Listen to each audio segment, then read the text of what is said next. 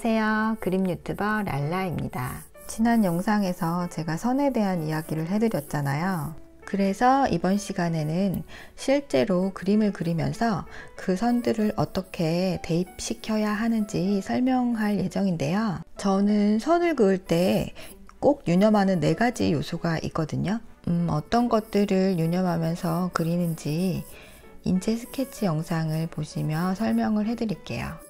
4가지 요소를 말씀드리기 전에 앞서 밑그림에 대해서만 간략하게 따로 말씀을 드리고 싶은데요. 밑그림 그릴 때 사용하는 선이 언뜻 보면 쉬워 보이지만 그림 그리는 게 익숙하지 않으신 분들은 손이 떨릴 수도 있고 저렇게 자유롭게 움직일 수가 없어요. 그럼 자유롭게 선을 쓰려면 어떻게 해야 할까요? 가장 중요한 거는 여러분들도 아시다시피 연습입니다. 그 말을 들으려고 지금 제 영상을 보고 계신 건 아니니까. 손이 떨리고 안정적이지 못한 가장 큰 이유는 단 하나잖아요.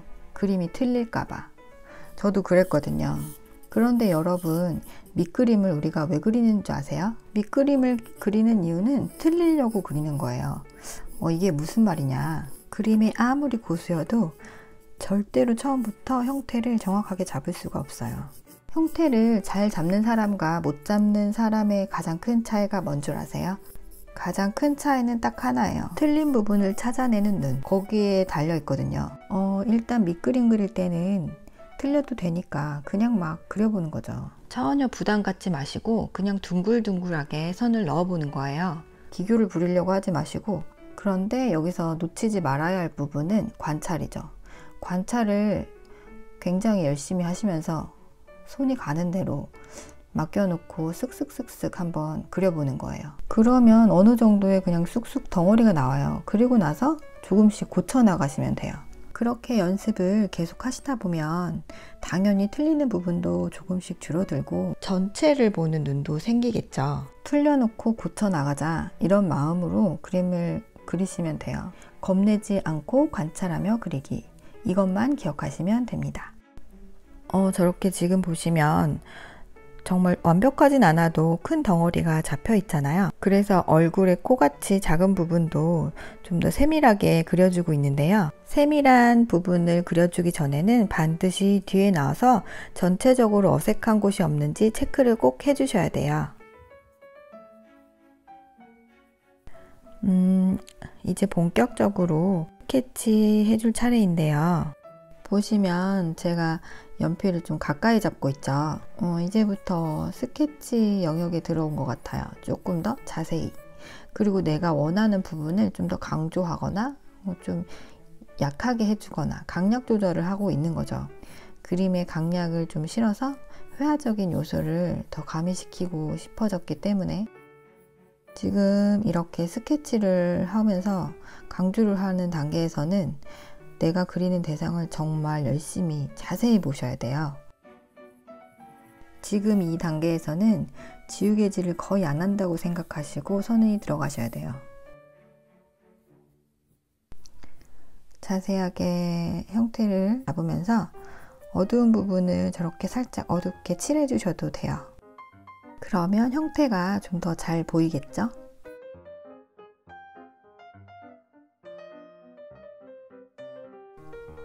그럼 지금부터 제가 선을 쓸 때 염두하고 있는 4가지 요소에 대해서 알려드릴게요. 제가 지금 말씀드리려는 4가지 팁이 꼭 정답이라고 말할 수는 없어요. 그림에는 정답이라는 게 사실 존재하지 않기 때문에 그래도 선을 어떻게 하면 금방 효율적으로 잘 쓸 수 있을까를 고민하시는 분이 많을 거라고 생각돼서 저만의 팁을 공유하려고 해요. 선을 세련되게 쓰고 싶으시면 강약 조절을 잘 하시면 돼요. 제가 말씀드리려는 4가지 팁 중에 3가지가 강약 조절에 관한 건데요. 선에 강약을 넣을 때 제가 염두하고 있는 첫 번째 요소는 바로 빛에 의한 강약 조절인데요. 빛에 의한 밝고 어두움만 처음에 인식을 하시고 스케치를 들어가시면 선을 긋는 게 한결 쉽게 느껴지실 거예요. 예를 들어 밝은 부분의 아웃라인은 연하게 해주고 어둠 속에 있는 그 아웃라인은 진하게 해주면 되니까 빛에 의한 선의 강약만 내가 읽을 줄 알아도 그림이 꽤 그럴싸해 보이고 훨씬 자연스러워져요. 꼭 한번 대입을 시켜보세요. 그리고 제가 두 번째로 염두에 두는 거는 원근감인데요. 이것도 굉장히 기본적인 요소예요. 앞에 있는 거는 좀 진하게 해주고 뒤에 있는 거는 연한 선을 이용하면 자연스럽게 선의 강약이 잡히겠죠. 예를 들면 지금 저 발레리나 슈즈를 뒤에 있는 다리보다 좀 더 진하게 그려주는 거예요. 저렇게 인체 하나만 그려도 그 안에서 원근을 찾을 수가 있거든요. 어느 부분을 좀 더 강조해야 하는지, 어느 부분을 좀 더 연하게 해야 하는지를 계속 찾아가 주시는 거예요. 그런 방법으로 그림을 그리게 되면 묘사력도 좀 더 늘고 그림의 완성도도 훨씬 높아져요. 그리고 제가 항상 염두하고 있는 세 번째는 바로 그림 안에서 색을 찾아주는 거예요. 이 방법도 그렇게 대단히 어려운 방법은 아니에요. 지금 제가 그리고 있는 저 모델의 발레복이 검정색이거든요. 보시다시피 검정색 부분은 선이 조금 더 상대적으로 진하게 들어가 있죠. 내 그림 안에서 가장 진한 색깔만 찾아줘도 선이 훨씬 더 풍부해져요. 그림자 부분을 지금 표현해주고 있는데 그림자를 넣으면서 다리의 양감을 표현해주고 싶으시면 팔과 다리가 붙어있는 부분은 좀 더 강하게 잡아주시면 돼요.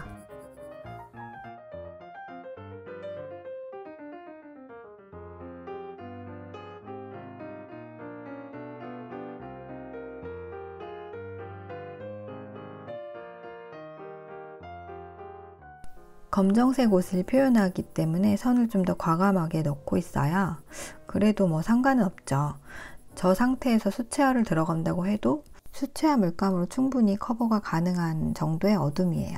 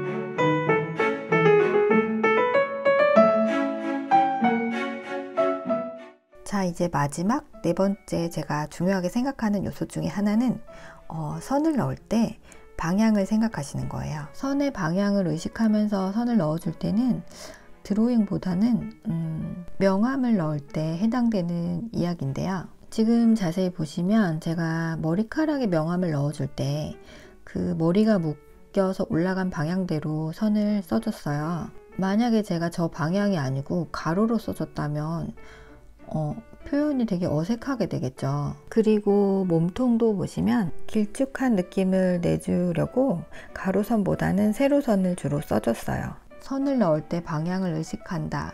그 말 자체는 좀 난해할 수가 있잖아요. 근데 이것도 기본적으로 관찰을 많이 하시고 그냥 상식적인 선에서 생각하면 굉장히 쉬운 부분이에요.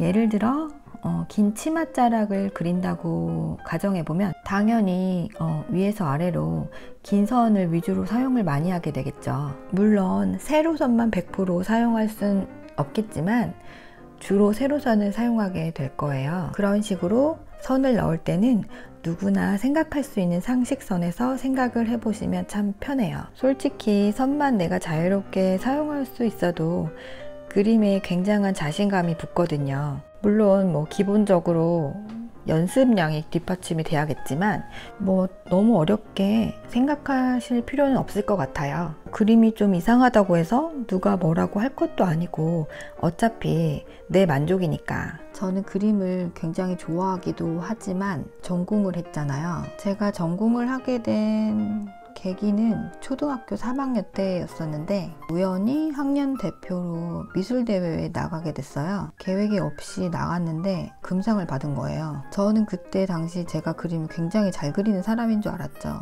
지금 생각해보면 그림을 좋아하기는 했죠.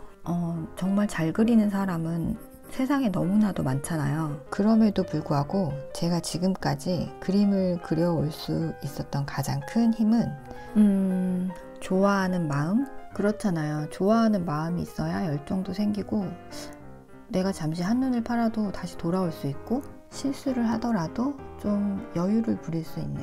지금 이 영상을 보시는 분들도 분명히 저와 같은 마음이겠죠.